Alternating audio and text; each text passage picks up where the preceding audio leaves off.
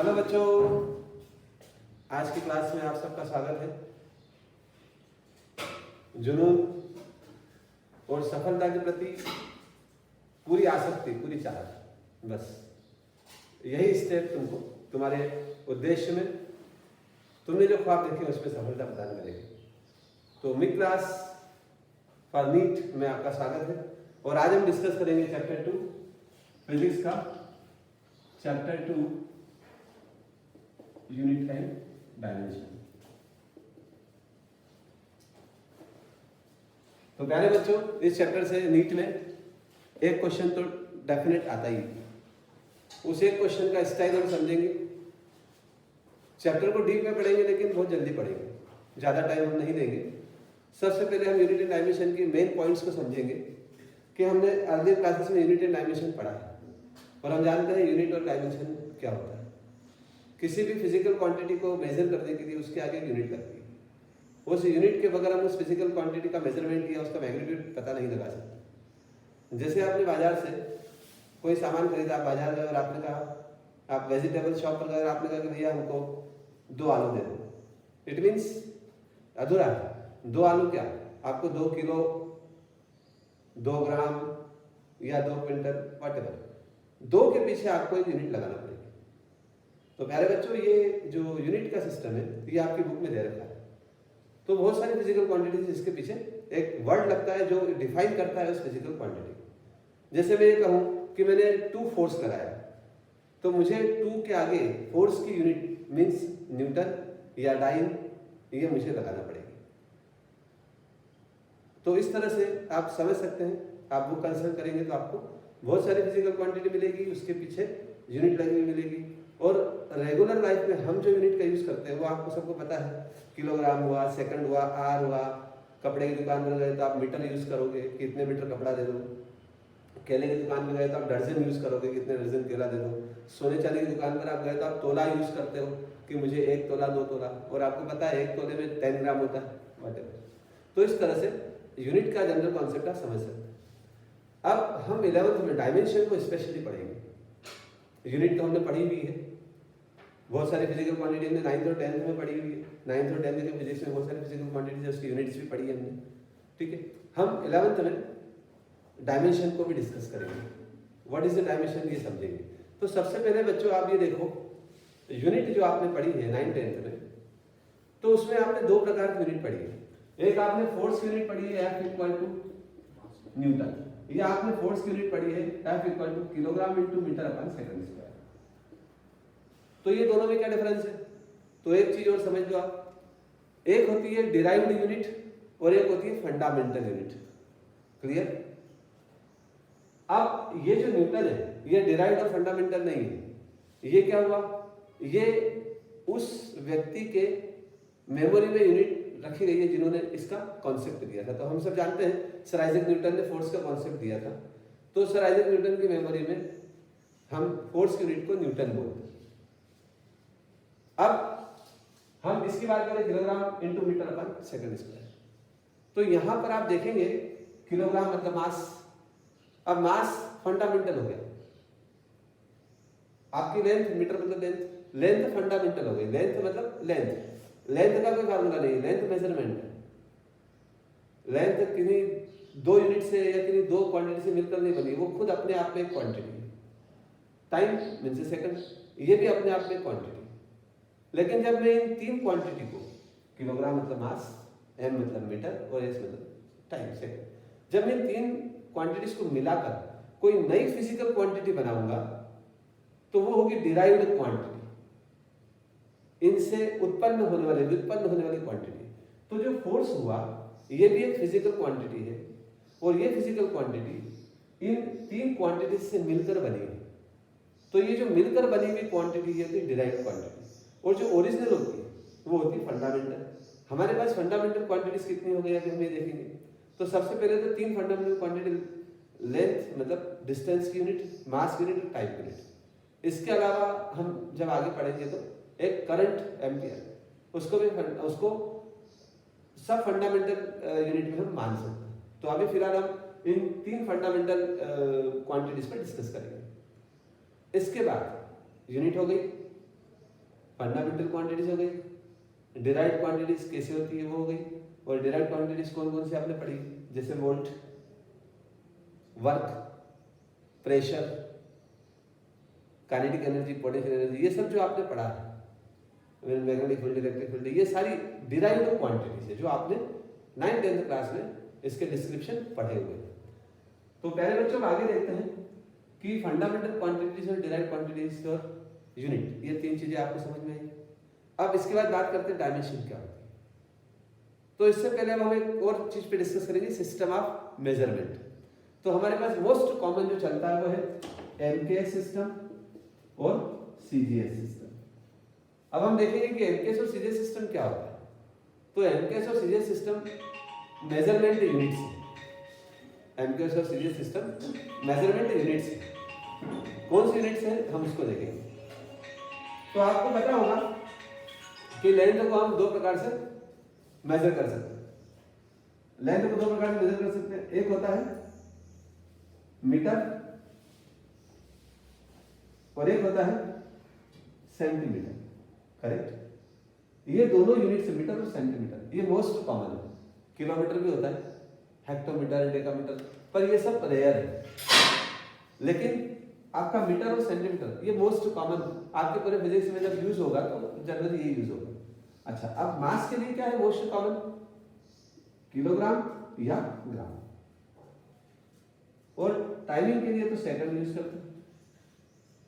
तो जब आप लेंथ, मास और टाइम इसकी यूनिट इस सेट में आप मेजर करेंगे तो ये हो जाएगा एम के एस। लेकिन अगर आपने आपकी यूनिट्स को सेंटीमीटर, ग्राम और सेकंड में यूज किया तो इसका मतलब हो जाएगा सीजीएस। सीजीएस।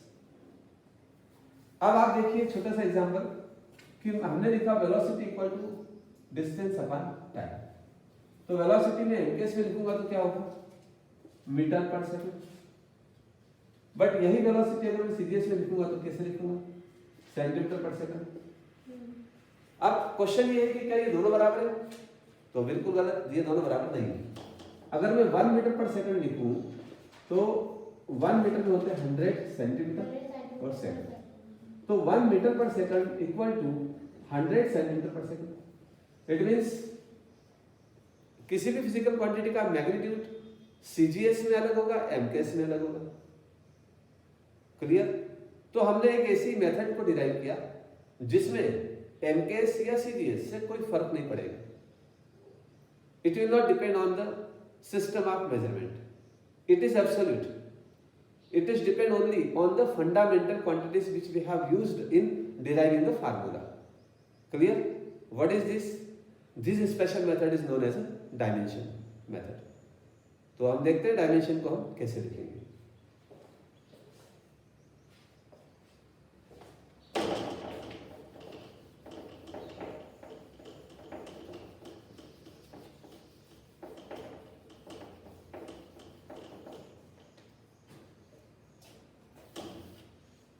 अब आप देखिए हमने तीन फंडामेंटल क्वांटिटीज यूज की है, मीटर फॉर लेंथ, किलोग्राम और ग्राम फॉर मास और सेकंड फॉर टाइम। हम मीटर, सेंटीमीटर हो या मीटर हो, हम मीटर को शो करेंगे एल से डिस्टेंस, किलोग्राम या ग्राम या कुछ भी मास की यूनिट है हम इसको शो करेंगे एम से। मतलब डिस्टेंस की यूनिट कुछ भी हो पर आपका सिंबल होगा एल, मास की यूनिट कुछ भी हो आपका सिंबल होगा एम, और टाइमिंग आप सेकंड में करो, आर में करो, बट आपका सिंबल होगा टी। और हम किसी भी फिजिकल क्वांटिटी को किसी भी फिजिकल क्वांटिटीज की यूनिट को हम इन सिंबल्स में शो करेंगे तो वो हो जाएगा उसका डायमेंशन फार्मूला। कैसे, देखो जैसे वेलोसिटी की बात करेंगे तो वेलोसिटी होता है मीटर पर सेकंड, तो आपके पास मीटर के लिए है, सेकंड के लिए, तो आप लिखेंगे LT - 1। अब चूंकि डायमेंशन लिखने के लिए हमको तीनों यूनिट्स का यूज करना पड़ेगा स्टैंडर्ड फॉर्म में, तो तीसरी यूनिट है हमारी एम, पर चूंकि एम तो है नहीं यहाँ पे, और आपको पता है किसी भी नंबर के ऊपर अगर जीरो हो, किसी भी नंबर की पावर जीरो हो तो वो नंबर 1 हो जाता है। तो हम m की पावर 0 लिख देंगे ताकि ये 1 हो जाए, l की पावर 1 हो गया और t की पावर -1। इस तरह से हमने वेलोसिटी का क्या निकाल दिया, डायमेंशन फार्मूला। तो प्यारे बच्चों, आपके पास जितने भी फिजिकल क्वांटिटीज है जो आपकी बुक में दे रखी है, उन सब फिजिकल क्वांटिटीज के डायमेंशन फार्मूले आप निकाल सकते हैं। एक हल्की सी हिंट थी, बाकी आपको थोड़ी सी मेहनत करना है।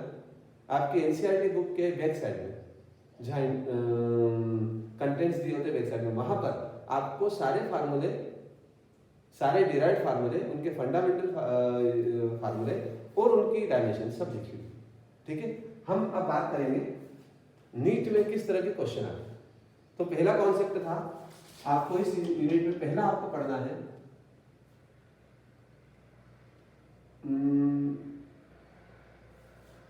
मीन्स आपको, हाँ, यूज ऑफ डायमेंशन फार्मूला। मतलब सबसे पहले आप पढ़ेंगे जो डायमेंशन फार्मूला आपने लिखा है उसके कैसे कैसे यूज होते हैं। तो प्यारे बच्चों, पहली टिप्स आपके नीट के लिए स्पेशल ये है कि आपको ये पूछा जाता है कि which of the two has same dimension. आपको ये कहा जाए कि which of the two has same dimension. जैसे क्वेश्चन कैसे आएगा, आपने क्वेश्चन लिखा और लिखा कि विच टू क्वांटिटीज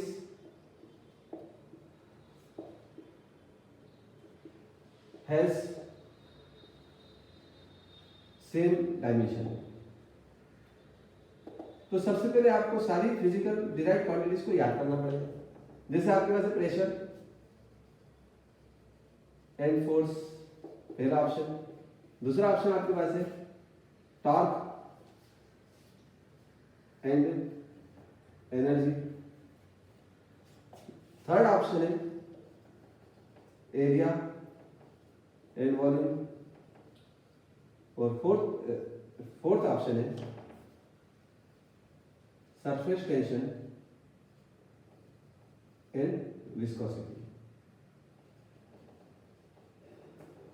तो प्यारे बच्चों, ये 4 ऑप्शन में आपको ये पता लगाना है कि किस ऑप्शन की डायमेंशन सेम है, दोनों की सेम है। तो सबसे पहले प्रेशर और फोर्स दोनों के फार्मूले अलग है। फोर्स इक्वल प्रेशर पर एरिया, कभी डायमेंशन इक्वल हो नहीं सकती, right.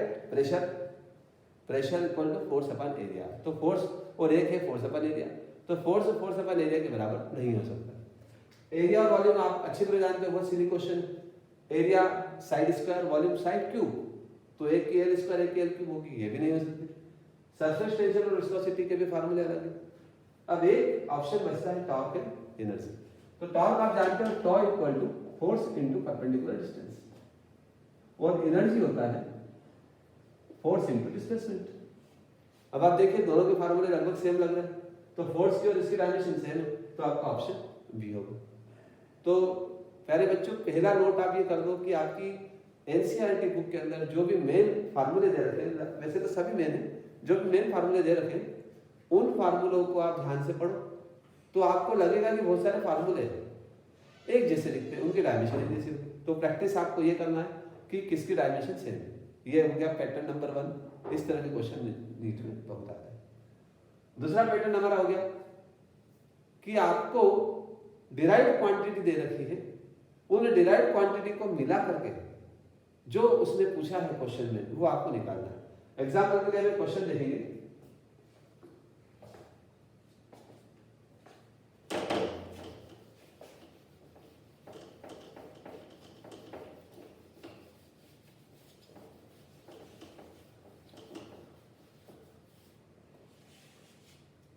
A physical quantity of dimension of length can be found out. Physical quantity of length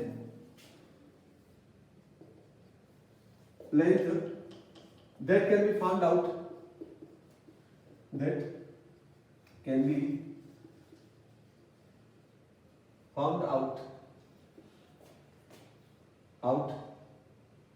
C, G and epsilon square upon 4 pi. E square upon 4 pi epsilon, sorry. E square upon 4 pi epsilon 0. Where C is speed of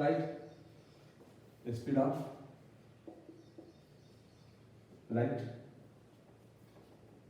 E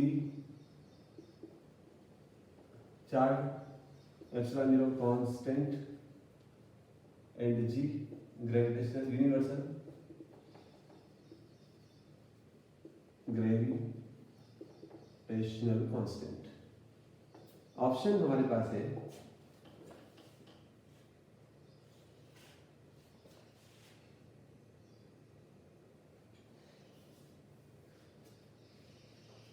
one upon C square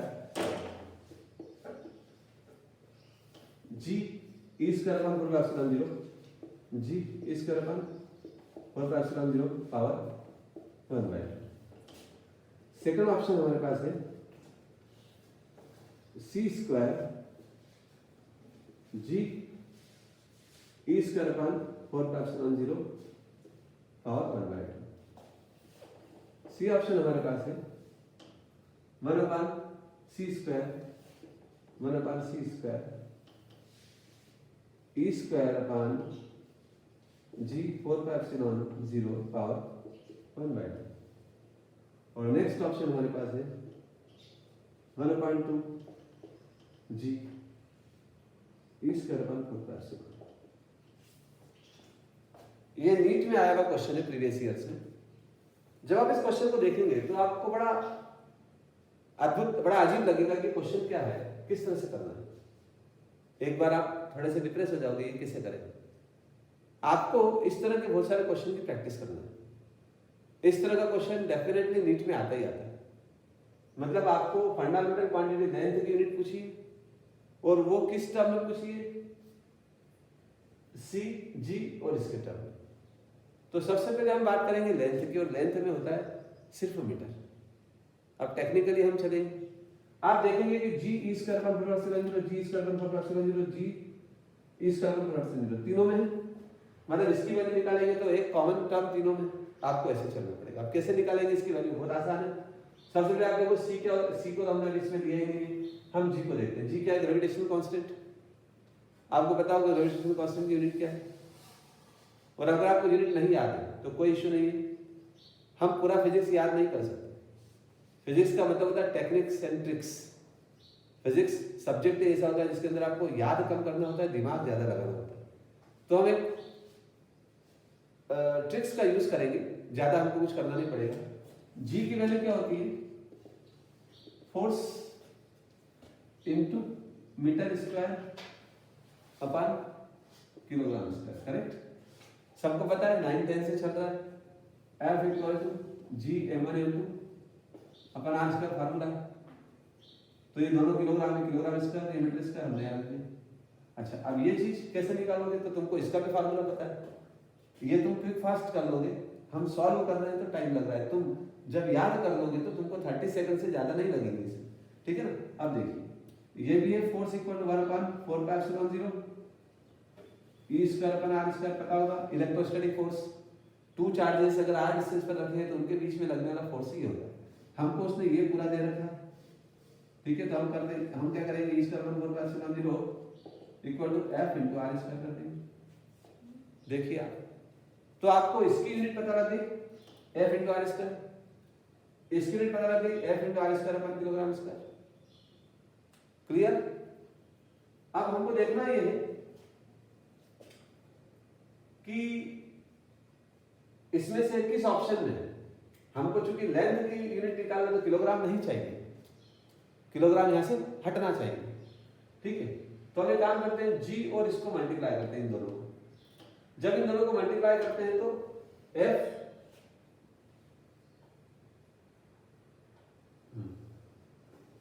जब हम इन दोनों को multiply करेंगे तो दोनों में F और F square, R और R square upon kilogram square. Correct. अब आप देखेंगे F स्क्वायर इंटू मीटर की पावर 4 अपन किलोग्राम स्क्वायर। देख रहे हैं आप, F इंटू F स्क्वायर। चूंकि वहां पर अंडर रूट है, इसमें अंडर रूट है और उसमें अंडर रूट नहीं है।